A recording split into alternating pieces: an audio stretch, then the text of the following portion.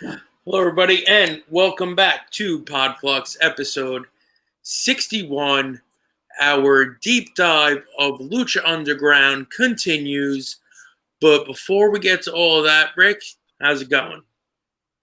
It's going good. The storm passed us pretty easily. Just got a bunch of rain. So, and I do not live in Corpus. I live in San Antonio. So, Right. See, Texas is a big place, right? Yeah. Now, Exactly.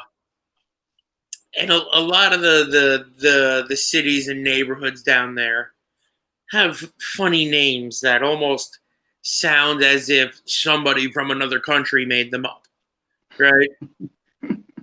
And I didn't know you were in San Antonio. I thought you were like near outside of San Antonio.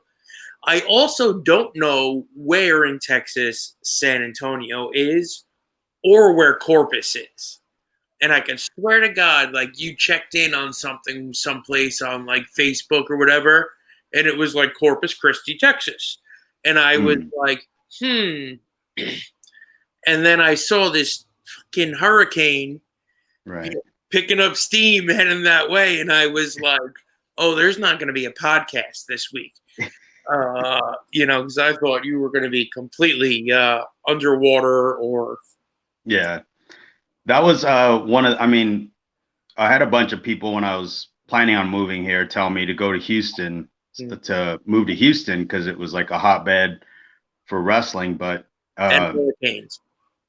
yeah, and that was my thing. I was like, no, I'm not trying to get flooded out of the state. So Corpus, Victoria, Galveston, Houston, that's all along the coast.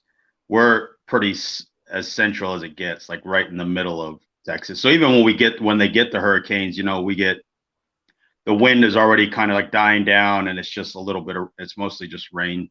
So we just got rain for like a couple of heavy rains in a couple of days, and that was about it. So it wasn't anything crazy for us. Oh, not bad. Getting you up to speed here. In the last 24 hours, we have concluded that Scarlett is 100% blind. Oh no. Both eyes, no Oh, bueno, right? yeah. So we're trying to get her adjusted to everything with Uh, her being a 16-year-old dog who now just walks into shit. yeah. And Henry, I swear to God, is like trying to push her off things. Like he gets like close to a wall and stops, and he kind of just like gives her the little extra. There you go. So things have been a little difficult here for the last few days, but we're getting it all figured out. She's hanging in there. She's a trooper.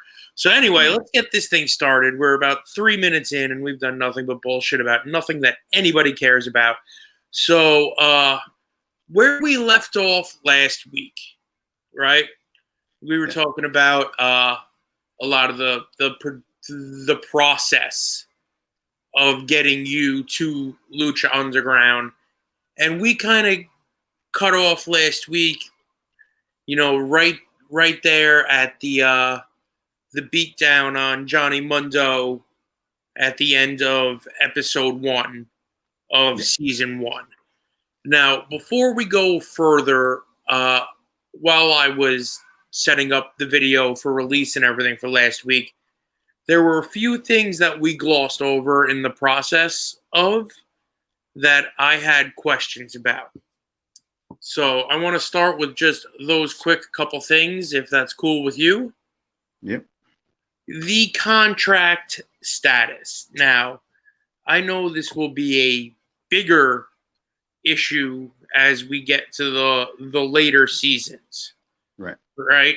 But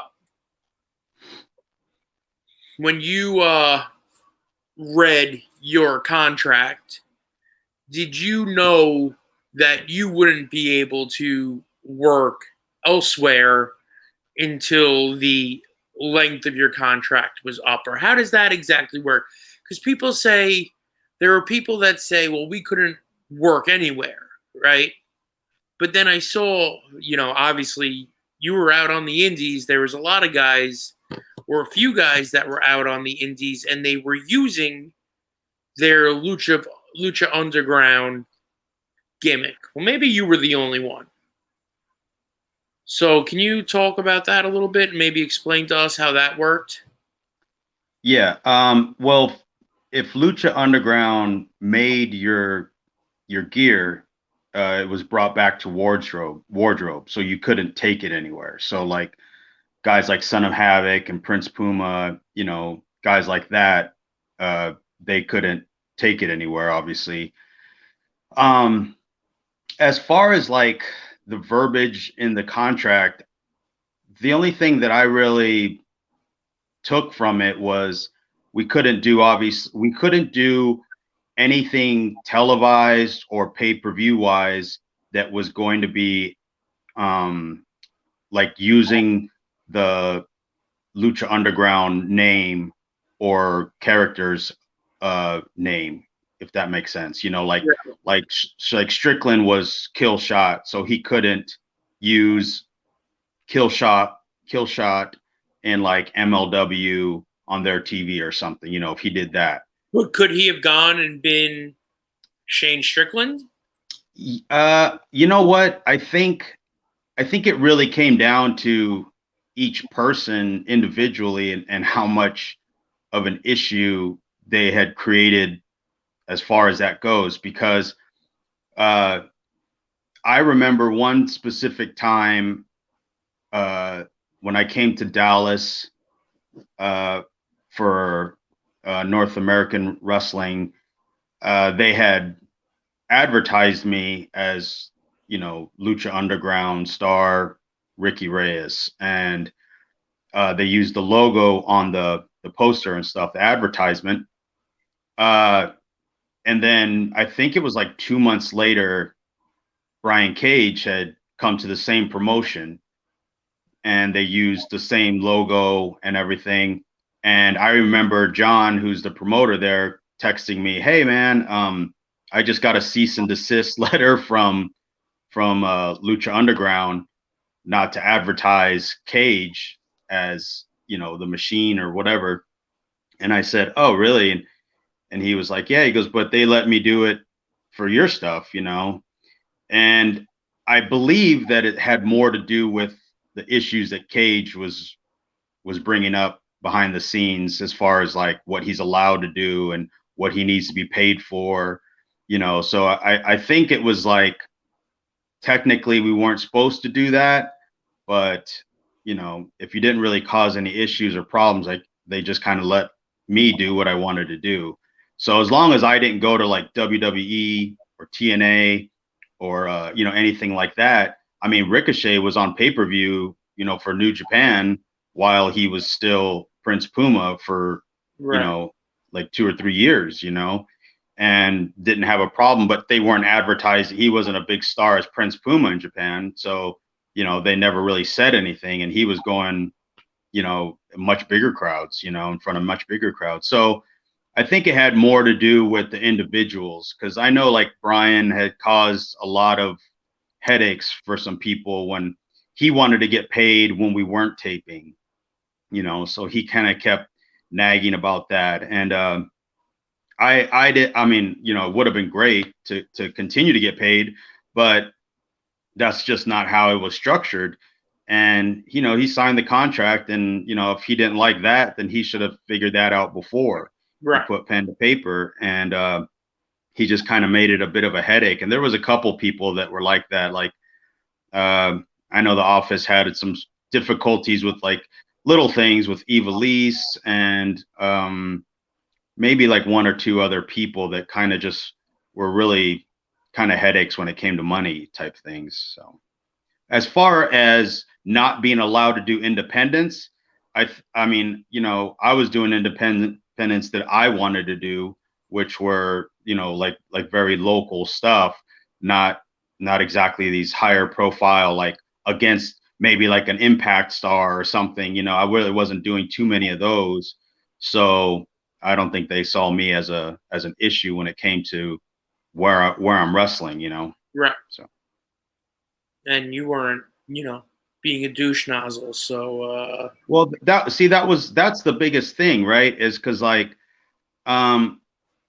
first off, like in the middle towards the end of season 1, I want to say we were in taping around episode 30 or so. So we only had like 6, more weekends to tape.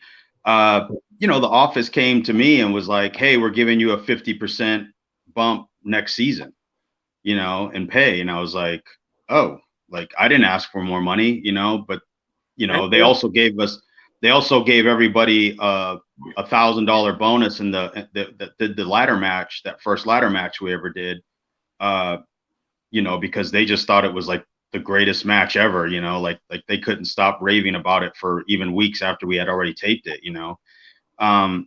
so I just think like they really appreciated. I also look at it from their perspective where they're dealing with Hollywood actors, right? Maybe complaining about the same type of stuff, and here's a group of people, myself included, not complaining, just going out doing my job and doing it to the best of my ability. And I mean, that's a two-way street with management, right? I mean, that's anywhere you go. Like, you can work at Walmart, and if you show up on time and you help cover shifts when you need to, and so forth, right? You're looked at as more of a help instead of as more of an asset than the opposite, right? So I think it had more to do with that than anything else, because I did a lot of the stuff that guys like Cage were getting popped on, and it was brought to my attention by him a couple of times, like, "Oh, well, didn't you work for John?" And I was like, "Yeah, I got another show for him," and he was like, "Oh," and then it wasn't a problem for me. So all right. And the next thing I wanted to talk to you about, and I'm glad you just said Hollywood actor, Dario Cueto. Apparently, real name Luis Fernandez Gil. Yeah. Mm-hmm. How did this all come about for him? Did they do like an open actors casting call as well, or do you know any of how he got involved here? Yeah, that was done like a casting call. You know who else applied for the Dario Cueto position? Who? Rocky Romero. Did he really? Yeah, he actually did the lines and everything, like came in for it.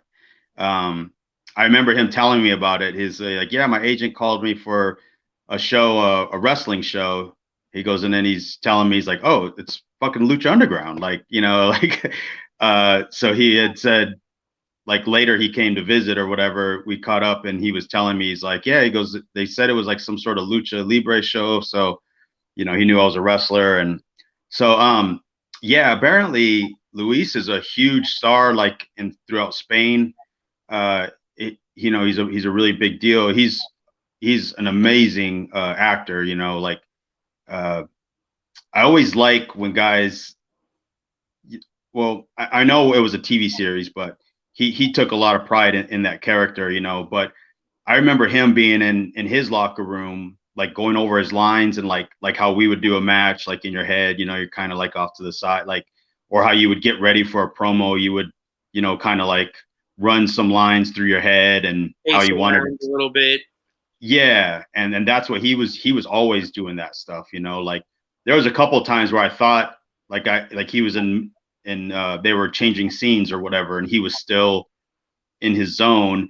And I came in and I was like, "What's up, Luis?" And he just kind of gave me that Dario look, and then he like turned away, and I just kind of closed the door real quietly, because I realized he was like he was still in it. Yeah, so he was awesome. He, yeah, so he said that his agent, reached out to him, and he would sit back there while we would do the tapings, and just watch. And he, we'd come back, and he's like amazed that the stuff that we were doing. He was like, he was completely floored that we could go out there and do that stuff like night in and night out. You know, it didn't register in his brain how we're physically capable of doing that, you know? Right. And I couldn't understand how he can do what he did, because he would come in for like a week or two, the week of the tapings, you know, and then he'd fly back home and he had other projects he was still doing. So for him to channel in so many different segments and so many different lines and scenes and stuff throughout the week, like, you know, he was like a machine when it came to engaging in that character, you know. That's interesting that you bring that up. So then, were you guys like, if it was, hey, we've only got Dario for 4 days, Yeah. you're shooting everything kind of out of order. Yeah. And I mean, it doesn't matter with the pre-tape backstage stuff, but Yeah. as far as in front of the crowd, like if you're shooting, a segment for a show that's excuse me, a segment for something that's going to be on episode 1, but also something that's going to be on episode 13. Yeah. You've got to try and do that without obviously confusing anybody. But then there's a lot that can go wrong taping like that. You could have people get hurt, story can change. Uh, did that make the process a little more difficult? Because then once you shoot something with somebody who's not going to be around, you can't to draw an example, like say me and you are going to have a match, right? And then we decide kind of what we want to do at 2:00 in the afternoon. And then 6:30 rolls around and we might have something organically in our heads that has changed. Yeah. But you in this case, everything's already shot ahead. You don't really have the ability to change it. So how does that work with the process? So I believe DJ and them would write 10 weeks, like 10 episodes.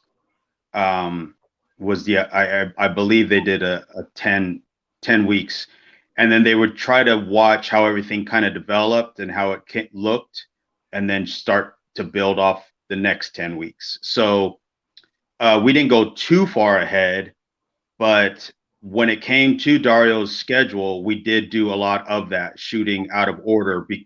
I remember one time specifically, we went to Skip was the lead director, this guy Skip, and he had his I don't know if you ever saw, but there's like a scene where Johnny Mundo is doing like kung fu style moves to like a wooden mannequin, and it's like a real like kung fu type thing that was at Skip's studios. And I remember that's where me and I can't remember her name now, but she was like the police sergeant lady or whatever.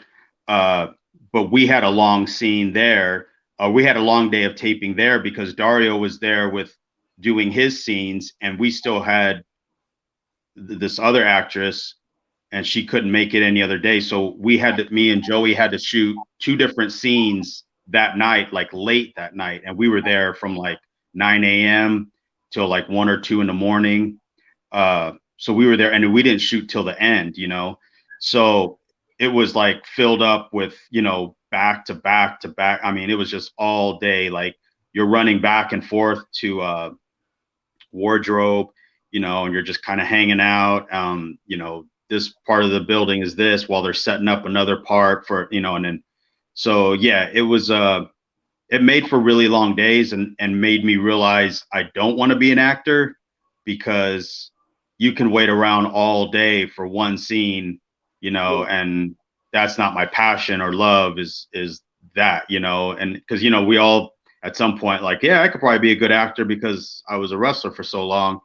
And then you realize like the hurry up and wait is probably 10 times worse for them, you know. So yeah, we would do that with Dario, you know. Ironically, like when Reyes was born, he was born November 4th at 2:06 a.m. And then I had a flight to LA that morning. Like I left 3 hours after he was born to go from I went from, you know, the hospital straight to the airport, and then flew into LA to retape a scene that we had already taped like a few weeks before. So I was told to, you know, they send you screenshots of what you were wearing, bring this exact gear, you know. So I had to go home, shave my head again, you know, like grab the exact same, like I had like a tank top type thing. And then it was like a thing where Dario opened the door and I was like leaving the office going to do a match. That was the spot. So I had to have those exact same things on. And then, you know, we just went down there and reshot it. But we only had that one day to do that. So like Reyes was born, and, you know, everybody was okay. So I was like, you know, okay, well, I'm going, you know. And I remember Becky's mom was like, where are you going? And I'm like, I have to go to LA. And then Becky's like, all right, well, have a nice trip, you know. And then her mom's like looking at us like, side eye with you, right? Yeah, what's wrong with you people, you know? And I was like, what am I supposed to do? Like, he's sleeping, she's tired and sleeping. Like, what am I gonna do? Sit here and watch him? I got to go to work, like, you know. So yeah, there's going to be significantly more bills coming now that we have to stay here in the hospital. Yeah, I gotta go get paid. Yeah, and then you know, we were there, so I had posted to social media or whatever, you know, and then when I got there, we were shooting the scene. Well, we were in break, and the whole building, the temple was all the lights were off, and we were just sitting in the corner because we were just using the office. So the floor guys were like adjusting lights and stuff or whatever, you know. And I'm sitting in the corner, and Tony comes walking in, and he screams at the top of his lungs, "Did somebody just have a fucking baby?" And like everyone kind of like looked at me, you know. And I was like in the back, like sitting where the fans sit, because it was, you know, the arena was empty. So I kind of raised my hand. I was like, I did, like just this morning. And he like walks up to me and he's like, "What are you doing here?" And then I was like, "Well, I didn't have the baby." I was like, "My wife did." Like, you know, like, she's fine. like I didn't know what he meant, you know. Like, to me, I was like, you know, I didn't do the work, you know. Like, I'm fine. I did the fun part, and then you know, it's on you for the next 9 months, you know. And he was like, "What are you doing here? Why didn't you call me and tell me?" And I said, "Because she's fine." Like, you know, he was at 2 o'clock in the morning. I didn't leave till 6. You know, I was at the airport at 5. You know, what's the problem? You know. And he was like, going back in time anyway, coming from the East Coast to the West Coast. Well, that's I was a time traveler at the time, so I told him, I was like, you know, I got it covered. But he was just like blown away that I didn't even mention it to anybody, you know, because like obviously, you know, like Cholo and, you know, my friends, they knew, but most of the floor people, like, they came out of the office and they're like, "You just had a kid?" And I was like, "Yeah." I was like, "Just this morning, but, you know." In Pennsylvania, you know, like he's not here, you know. So he's in my bag. Yeah, they must have been looking at you guys like, Jesus, these wrestling people are crazy. Yeah, that's it. That's the vibe I got. Did it ever like interfere, right? Like, did it ever come back? Like, say he shot something where he was like, "Damn that, you know, Mr. Cisco, I'm gonna kill him," or he stabbed my mother or whatever, and then Cisco pulls his sandwich muscle, can't go for the rest of it, and now they got to switch the story, and interject. I mean, I guess that's something they can do with an ADR, with a voiceover or something and a camera cut. Yeah, I mean, I'm sure in other scenes, possibly it did. Not in anything that I was involved in. Like I remember when Jeff Cobb he punched a window and they didn't replace the window with the sugar glass. It was just an actual window, and he sliced an artery in his forearm and was almost dying. And the whole show, we stopped the entire show. And then rushed him to the hospital. We had everyone exit like it was a fire escape, like off to the side, to get him in an ambulance. Like the ambulance had to come into the building. It was pretty bad. So maybe for that, because I'm sorry. Do you have any paramedics or medical staff on hand? oh yeah, always. Yeah, like there was an ambulance in the back, like in case anything happened or whatever, but they were always there. Yeah. So I mean, maybe in that storyline, because that was a Matanza thing, but then again, like we could always shoot around it, Right. and Jeff is a classic, wrestler, so he would have showed up anyways. So maybe in other people's scenes, and maybe they adjusted accordingly. I could only imagine they had to do some stuff like that, Right. but it wasn't anything major for me ever happened really. Like even when I dislocated my shoulder, that was on like late 30s episode. So we had still more building up to Ultima Lucha. I was under the impression that I think the crew is supposed to win the tag belts at Ultima Lucha, but I wasn't cleared to wrestle. So, and then we went in a different direction anyways, off of that. But, so maybe stuff like that, but nothing that was already in the can, ready to go as far as I was concerned. All right, so let's get into it. It's the end of episode 1. Puma and Johnny Mundo just had this match. You guys come out. It's you, Big Rick, or WWE's Ezekiel Jackson, right? And Cholo for Mr. Cisco. Yep. And you put John Morrison, Johnny Mundo, Johnny Impact, Johnny Elite, whatever you want to call him, and everything that you can call him. You put him through a table, and you're soaking in the reaction there of this live studio audience that's kind of unsure what they've been watching, except for they watch these two flippy-do bastards do all kinds of flippy shit, and then these two mean Mexican guys came out with a giant black guy and put him through a table. So that's easy heat after you dump on that flip parade. What's going through your mind right there?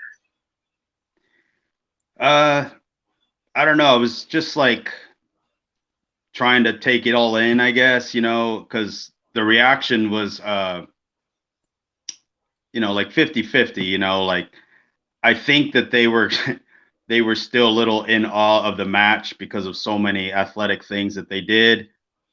Obviously we did nothing except like a straight like beat down. We were dressed completely opposite of what those guys would wear. So it was clear that we were the bad guys, so they kind of played along and did the booing, so it wasn't one of my most memorable feelings, I guess, in the ring, because we still were trying to establish everything, so in my mind, I wanted obviously more heat, but we didn't, that wasn't going to be the case that night. So I knew that we still had work, needed to be done here to get this crowd more accustomed to what we're doing. So. Okay. And so then this episode, it was the Puma match and the Puma and Morrison match, Son of Havoc and Sexy Star, and Blue Demon and Chavo. Okay. And then episode 2 is Mil Muertes versus Blue Demon, Chavo and Sexy Star versus Son of Havoc and Ivelisse, and then it's the Puma and Johnny Mundo versus you and Cholo with Big Rick. You said last week that you guys didn't have everybody when you started. So these two shows right now, they're being shot. These first two episodes are being shot with a skeleton crew because we're essentially seeing the same 7 people, give or take 1 or 2, here in the first 2 episodes. Yeah, and there was 1 or 2 darks on each taping.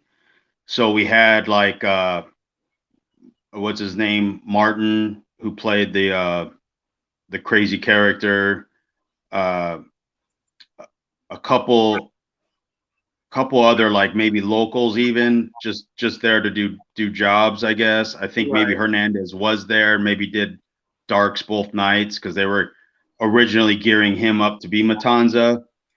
So there was 13, I remember 13 wrestlers, guys and girls, Mexican and independent, in the whole locker room all weekend. So yeah, it wasn't a lot of people.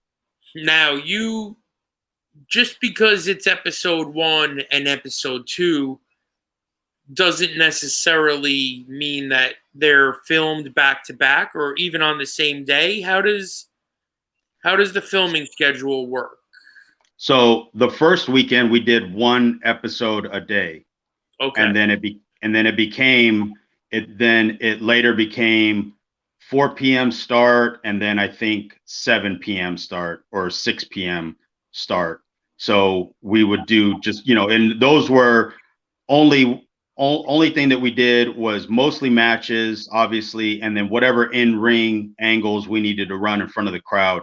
And then everything else was obviously shot during the week. So. All right, so here we are. It's episode 2. It's the tag match, right? It's you and Cisco, who you said last week. I still couldn't get over it that you're about to walk through the curtain, and he's like, "Yo, I've never been a heel." So it's you and Cisco going in there against Prince Puma, who, as Ricochet, has already, he's already the independent darling, right? And he's, the human highlight reel and whatever, everybody knows at this point, 2014, about Ricochet. And John Morrison, who, again, same thing at this time, huge name. At this point, the biggest American name you guys really have on the roster. And you're about to go in there. Is it sinking in to you that, you're going to be involved here in the top shit with the top guys? And like, as this match is starting off, you guys took an L here, but as this match is starting off, like, I think I know what your mindset is, but you want to tell me what your mindset is? Yeah. When I found out we were working with them, especially after the first night, obviously, like going into the first night, we were like, well, what are we doing? And then, they gave us the rundown. So I was pretty excited. I knew at some point we would have that match. I didn't know it was going to be like the next day, So I felt pretty confident, like, okay, this is all eyes is going to be on this match because of them, right? But it's going to be my job to take that shine off of them, and highlight myself. And ultimately Cholo as well, because I really wanted to make whatever they had us as, to really work. So we both have, besides Rocky, Cholo is the next person that I would team with, that I had the most chemistry with because of how we were trained. We, starting in the same year or two training, kind of like old school mentality of you get the match over and then the guys will get over in the match, Right. So I was pretty excited, I was excited because I got to get in there with Ricochet, and I figured it was on TV, so a lot of people would see it. And I was excited to get in there and just show Morrison like I could keep up with his style and his, whatever he had going on. I mean, I wasn't a big fan of Morrison going into this personally because him and I had like a little bit of like he snubbed me one time at WWE. So I always said to myself like, oh, if I ever get him in the ring, I'm gonna rough him up a little to kind of like show him I didn't appreciate. So in 2009, when I was living in Puerto Rico, WWE came down. Well, I don't know if you remember Melina, right? Yep. So I trained her, and they were dating. So when they came to Puerto Rico, I was backstage, and I hadn't seen her since she started WWE, obviously, So she comes up to me and gives me this big hug, and she's like so excited. She's like the nicest person in the world, So she's talking and talking, and then Morrison walks by, and he's like, "Hey man, how's it going? I'm John Morrison," and I was like, "Hey, how's it going?" It is fantastic. Yeah. And so I'm like, "Oh, hey, how's it going?" So I just was like bullshitting with them, and I remember, I asked John, I was like, "Oh, how long you guys been here? Where are you guys staying?" And then I was like, "Oh yeah, like we're near each other." I said, "What do you do in the mornings, or what are you doing on your day off?" Or he was like, "Oh, just go surfing." And I was like, "Cool, man." I said, I live, if you need anything or whatever, I'm up by the El San Juan. I said, he goes, "Oh yeah, cool, thanks." He goes, "But we're gonna do 1, 2, and 3, and we're out." And I was like, "All right, no problem." So the next springtime, I guess, the next year. So that was in, I think, September. So by March, I think I had did WWE the next year. And him and the Usos were like walking to catering.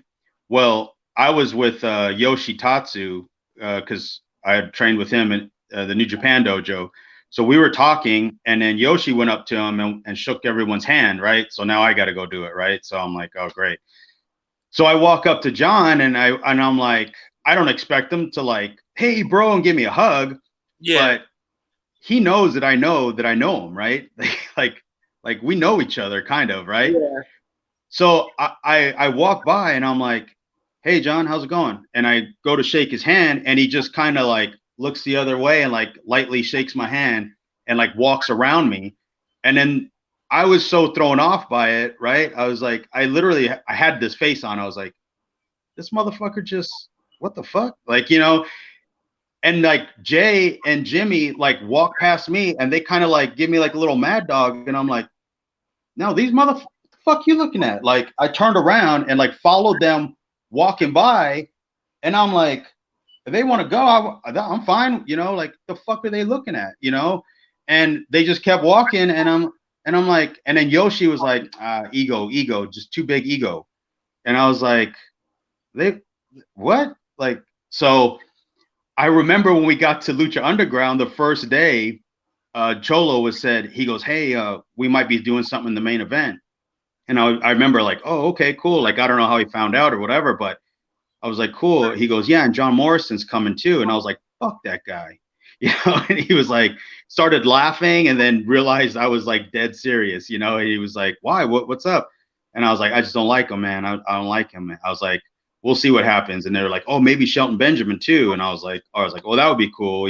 Shelton Benjamin. So fast forward, now we do the angle.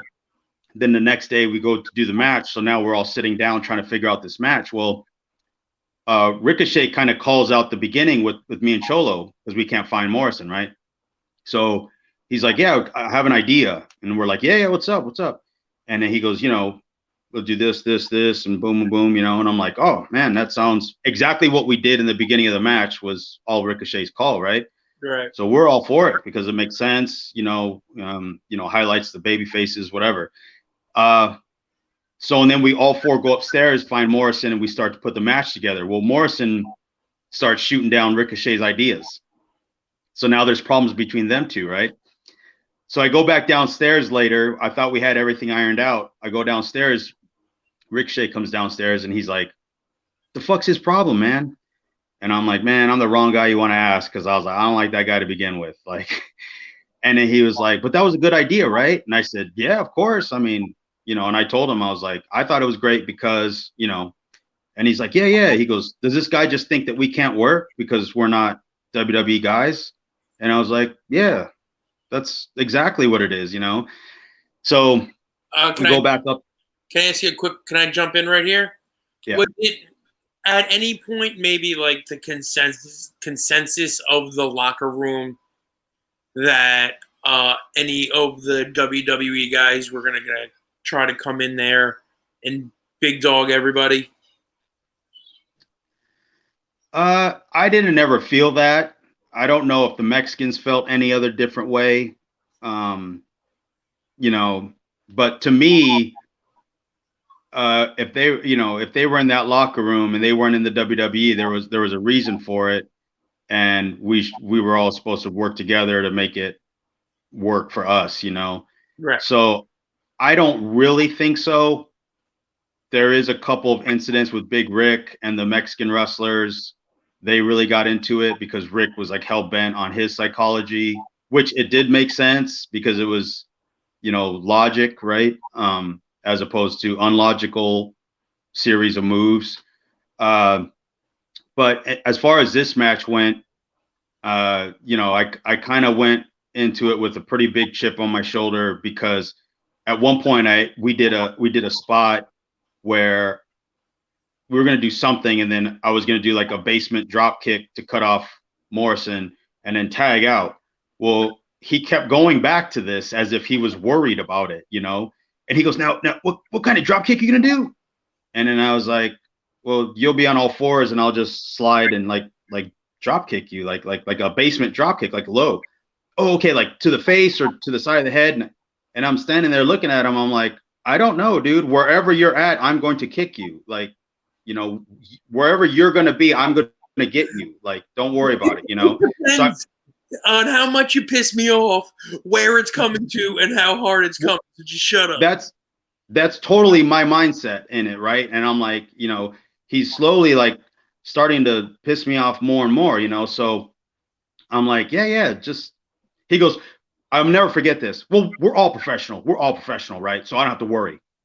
And I'm like sitting there looking at him like, this motherfucker, he's worried I'm gonna whoop his ass in there tonight. Like, and part of me was like, as rightfully so, he should be, And so I just remember that, was a thing for him that he was so paranoid about or whatever. But so anyways, we get everything ironed out, and then we're pretty good on the match. Like we thought it was going to be good. And then the only problem I had was telling Cholo like, hey, just stomp and look mean. And I said I always took like the big brother attitude, like you're beating up your little brother or like littler kids, like just manhandle these guys in there. I said, because our style of wrestling here is not the flashy, right? We're offsetting the flashy, So as a heel, I said, you got to be more aggressive, more, make it look a little more rough around the edges and not so pretty like these guys make it. So that was pretty much the game plan, at least. All right. So the match comes off. You guys have the match. When you come back through the curtain, where's everybody's head at? Where's the conversation now? Morrison, like you were just saying, it kind of reminds me of when JD was calling a match with Hurricane a couple of years ago, right? And Hurricane was kind of like, what's a Manhattan drop and everything, because JD's like, I'm going to give it the old lady surprise. And then the Manhattan, and he's looking at JD like JD's got shit hanging out of his mouth, and then he's kind of looking at me, and he's like, and you can tell he's uncomfortable. But in my mind, I just wanted to be like, dude, if you had any idea how easy your night is about, well, not so much because he's going to hurt you, but it's going to be on the stuff that he's supposed to hurt you with, like anything technical that you're about to go and do. is Right. going to be fantastic. Nothing to worry about. This is probably the best wrestler you'll be in the ring with in what's remaining of your in-ring years. Right. But you could tell he just didn't trust because he didn't know. And then afterwards, he was all like, "Oh man, typical." So after this match comes off, where's everybody at? Real similar situation. Like Morrison came to the back and he just thought it was, so much fun. Up until, he wasn't doing a whole lot of wrestling at that point. This kind of Lucha Underground restarted his in-ring work, because he was barely doing scattered indies every now and again. He was really focusing on acting and being a player in Hollywood. So I think he really enjoyed it because we got that crowd up. That was like the first match where it showed glimpses of what the crowd was going to end up becoming, like a fiery, hot crowd, So he loved it, came to the back, was, amazed, these two little Mexican guys know what they're doing and did it so well, and me and Cholo are typical like ring general guys. So even though we know the spots, we're still kind of whispering those sweet nothings in there, like, all right, stop me, shoot me buckle, go up and over, we're kind of just slowly feeding them the whole time. So, I think they really, I know Morrison appreciated it because at one point he gives me a Hurricane Rana and then he was supposed to do this dive where I roll back in and he crashes and burns. And we did our big false finish on Ricochet. He kind of like looks at me across the ring and he's supposed to charge in and I'm supposed to charge after him, but it turns the opposite where I come in a little first and I kind of like wave him in. He comes in and then I stop him and I'm like, all right, take the Rana. So I shoot him and he's like, oh yeah. He goes, yeah, thanks for that, man. I drew a blank. And then he goes, and then we didn't walk through the miss dive. He goes, I just did it. And I was like, oh yeah. Cause we were supposed to go over it with a crash pad where he does the corkscrew dive over the top and crash and burn. We were going to have a crash pad, but we never got around to it. So I go out to the floor, I see him running and I slide underneath the bottom and I see him spinning over my head. And I realize, oh shit, we never went. Like, I hope he's all right. And he crashes and burns like a rolling log down a hill. And I was like, fuck him, so I get in there and we do our deal. And we were just laughing about that. But yeah, so everyone's on the same page. I think that was a big, eye-opening moment, I would say, for at least for John. I think he kind of realized, okay, maybe I don't have to worry as much, and have his guard up as much, later down season one into the rest of the seasons, we worked together and, in a lot of ways, him and I were, kind of like the locker room leaders where people would ask from time to time, like, hey, what do you think about this? Like if they couldn't get hold of like Chavo or somebody more experienced, I had a lot of guys do that, while I was there, but he definitely like helped me out on some stuff, and we chopped it up after that. And so it seemed like everything was good after that. I remember DJ came upstairs when the show was over and he was just blown away by the match. Like he literally couldn't believe like what he had seen. Like he thought the match was perfect. Like I remember Dorian came upstairs, same thing. He's the president of AAA. Right. And he just thought the match was the coolest thing he had ever seen. Like, he's like, he goes like American psychology with the lucha high spots and the lucha action, that's kind of my thing, right? Like trying to make it all just make sense so we can enjoy it more, So he was, everybody was happy. Yeah. Like that second day was way better than the first. All right. Well, obviously you guys ended up, I'm going to assume being friendly after that, because I've seen numerous pictures of you on Instagram raiding his luggage and wearing his jackets. So Now, I have one more question about John Morrison here. Was there any weird reaction when you were getting dressed and then pulled a John Morrison card out of your bag? I wanted to so bad. I remember when you guys did that. I had it. I just kind of put it to the side because I didn't want to like bring it out and hear, "Hey man, nice card," you know. Or something. Yeah, exactly. Or just walk over and sign it and walk away. For those who don't know what we're talking about, Eric used to have Eric James, EJ Risk, however anybody knows him, used to keep a John Morrison trading card in his bag. And then before a show, he would walk up to any random bag in the locker room and he would hide the card in it. So when somebody was getting dressed, they'd pull out the John Morrison card, and then everybody else in the locker room pointed and laughed, and and then said bad things. Yeah, Eric would quietly walk over and take his card back. My favorite one was Red. Do you remember when he got Amazing Red? Yes. Because Red's reaction, he's so confused. He's like, "The fuck is this?" Like, and he's like, "Yo, you guys are stupid." Yeah. Card back. Yeah. He's like, "Give me that fucking card." He didn't understand why we thought it was the greatest thing in the world to get him with that, right? Oh Christ. All right. The last thing I want to get to today, because we're already about at an hour. But we'll get to the I guess the controversy of it later. But Sexy Star, right? She appeared on the first episode. She appeared on the second episode. She was off the third, but she was on she was consistently on, right?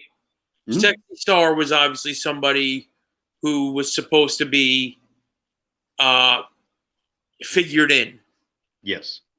At a super high level here. What was your initial, had you met her before, or what was your initial thoughts or reactions on Sexy Star? And I know you're kind of like me, so like, what was your thoughts on reactions on showing up and looking at a card or a whiteboard or, a piece of paper with an idiot's handwriting on it taped to a wall and seeing, Sexy Star versus Son of Havoc? Yeah. So I remember when they were going over that match, I was talking to Son of Havoc, Matt Cross. And he was like, he beat her with like this backbreaker he was doing where he would shoot you off and pick you up like a blue thunder bomb, like in a backdrop position, and then he would just drop you on his knee. Right. So it looked cool because he would spin and then boom, So it was impactful and cool. But she was a little not a fan of it because it was just a backbreaker, right? So her mindset was like, "I'm a fighter. I'm strong. I'm a woman, but I'm strong. I'm stronger than other women." Like she really wanted to be treated like one of the guys. Like right. Which was fine. Like I liked her myself. She was super nice. That was the first time I met her was that weekend, our first weekend. She, her husband's a pro boxer, I guess. So she was always downstairs, like hitting the mitts and stuff, like working out. She did not bother me in any way. I remember Matt that day saying like, "Yeah, I guess she's mad because I'm not hitting her with the shooting star press." And I said, "What do you mean for the finish? What's the finish?" And he's like, "Well, my spinning backbreaker." He goes, "But she's a girl and she's small." And I said, "All right, yeah, that makes sense. I mean, and I remember that was an issue. And then later on, she would create way more issues, like to where it got a little heated back there sometimes, especially with Big Rick. Like they had a huge problem later in season 1. But Yeah, I didn't mind Sexy. I thought she was cool. She worked really, really hard. She hit really hard. Like I remember in season 3, I think her and I did like an angle when I had the mask character for a short time, and we had a match. And I said, what do you want to do? And she's like, well, I'm strong. I'm a strong woman, so I'm going to hit you. And maybe we fight. Just fight. Start fighting. And I said, okay, cool. Like I'm fine with that because they had did like a backstage scene where there was like a like I was Veneno, like a black Spider-Man Right. character, and then they did something where there was like a spider in her locker or something, and she like jumps back like she was scared, and then it was like dropping a hint that I was gonna, it was me, and so we ended up having a match out of that. And she goes, well, I'm angry. I want to fight. And I said, oh, okay, cool, And I remember just getting like potatoed. I was like, oh shit, like this bitch is like literally punching me, like, She's going for it. Yeah, she is. I was like, damn. So I had to stop that bitch, like I had to like really stop her. And she just, I don't know. She didn't bother me, but she was a bother to a lot of people in the locker room after a while. Was there any anybody? I mean, listen, I think intergender wrestling is stupid. I don't know if it's different in Mexico or if it's just like a modern thing. Yeah.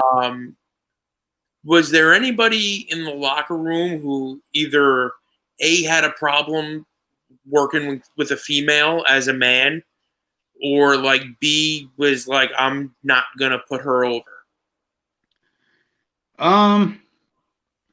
So she later on won the belt, right? Like, yeah. So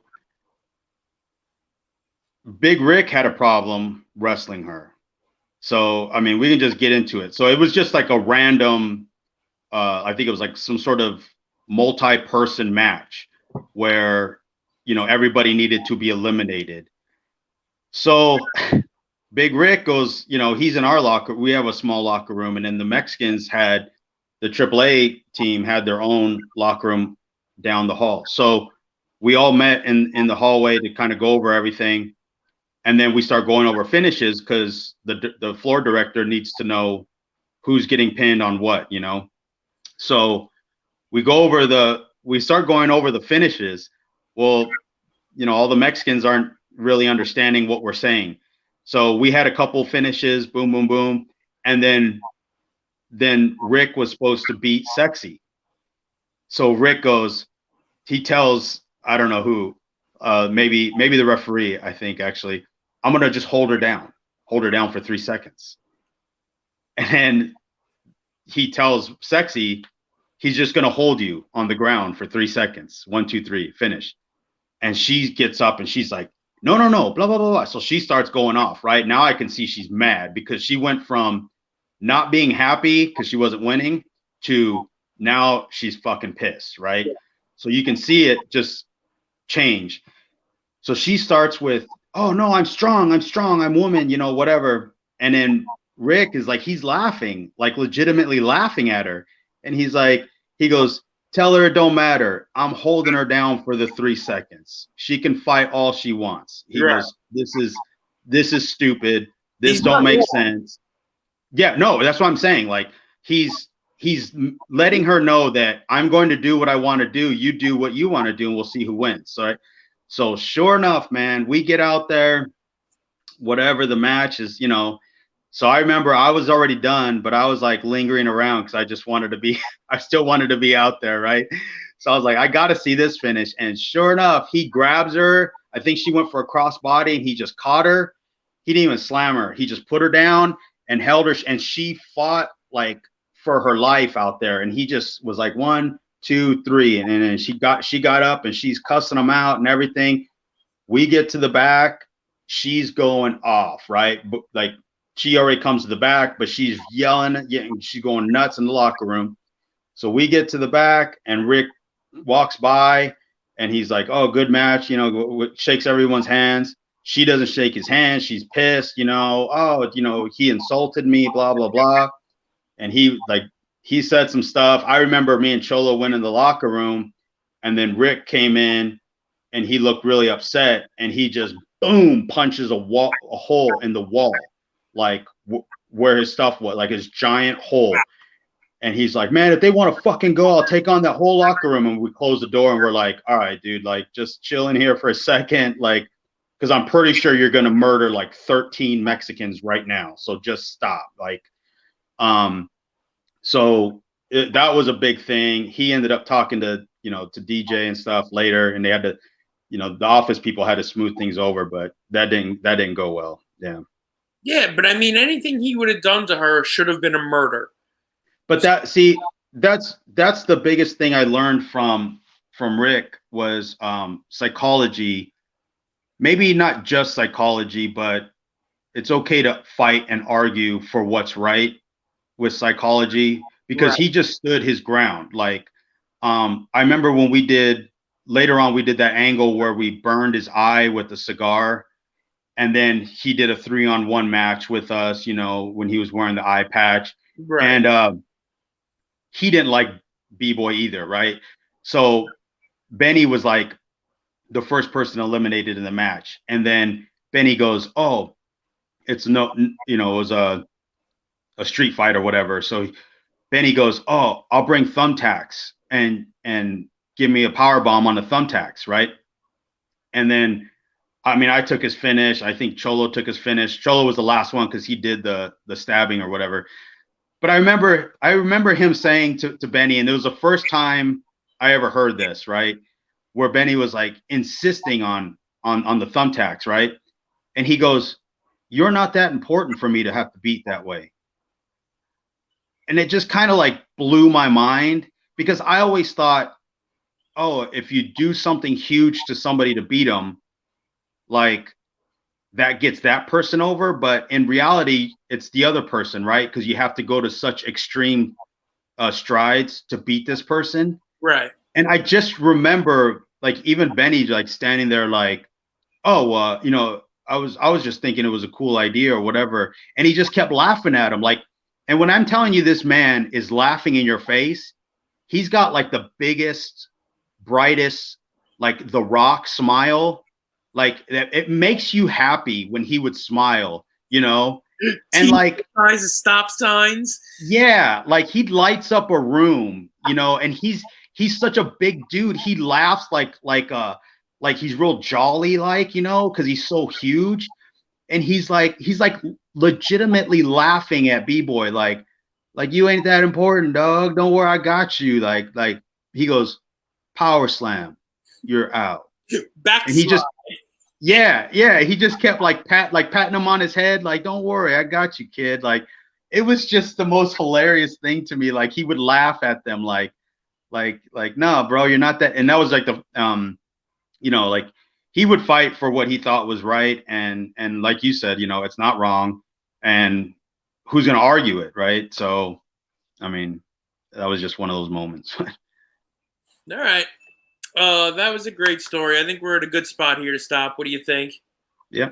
All right, so we'll pick up next week with some of episode 3. We'll go further, and if I have any other behind-the-scenes questions, or anybody has any behind-the-scenes questions, or any questions pertaining to Lucha Underground at all, feel free to leave them in the comments, and